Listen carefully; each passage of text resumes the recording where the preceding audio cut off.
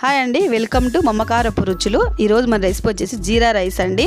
చాలా టేస్టీగా, చాలా సింపుల్గా, తొందరగా చేసుకోవచ్చండి. ఎవరైనా మన ఇంటికి గెస్ట్లు వచ్చినప్పుడు కూడా తొందరగా చేసి పెట్టచ్చండి. వీడియోలోకి వెళ్ళే ముందు మమ్మకారపు రుచుల్ని సబ్స్క్రైబ్ చేసుకొని లైక్ చేసి, షేర్ చేసి, కామెంట్ చేయండి.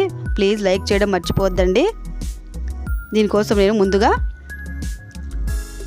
ఒక గ్లాసు బాస్మతి రైస్ని ఒక అరగంట పాటు నానబెట్టుకున్నానండి. శుభ్రంగా కడిగి తర్వాత కుక్కర్లోకి తీసుకొని సరేసరి పెట్టుకున్నానండి. 1-1.5 గ్లాసు.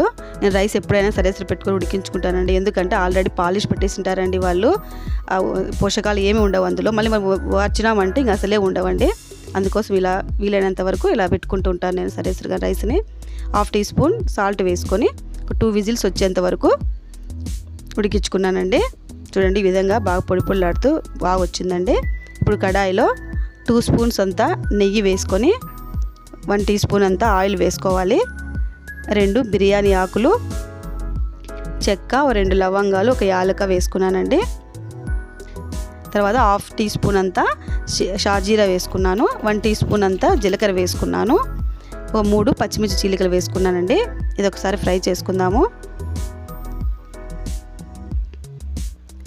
ఇలా ఫ్రై చేసుకోవాలండి. అలాగే 2 ఎండుమిర్చిని కూడా వేసుకున్నాను.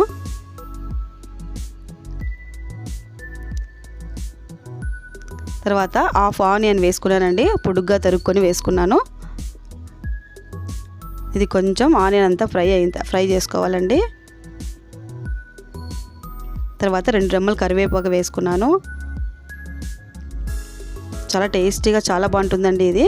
తర్వాత మనం ఉడికించి పెట్టుకునే రైస్ని అంతా వేసేసుకోవాలండి.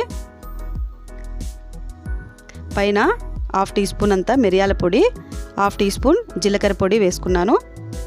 1/2 టీ స్పూన్ సాల్ట్ కొద్దిగా ఇలా కలుపుకొని తర్వాత కొంచెం కొత్తిమీర కూడా వేసుకొని అంతా కలుపుకోవాలండి. హై ఫ్లేమ్ మీద పెట్టుకొని కలుపుకోవాలండి. ఇది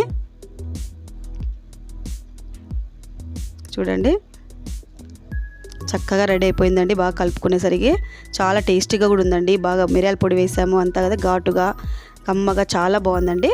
మీరు కూడా ఒకసారి దీన్ని ట్రై చేయండి. ఇది మసాలా గ్రేవీతో కానీ రైతాతో కానీ చాలా టేస్టీగా ఉంటుందండి. ఒకసారి మీరు ట్రై చేయండి. మా వీడియో నచ్చినట్లయితే లైక్ చేసి, షేర్ చేసి, కామెంట్ చేయండి. ప్లీజ్ సబ్స్క్రైబ్ చేసుకోవడం మర్చిపోవద్దు. Thanks for watching.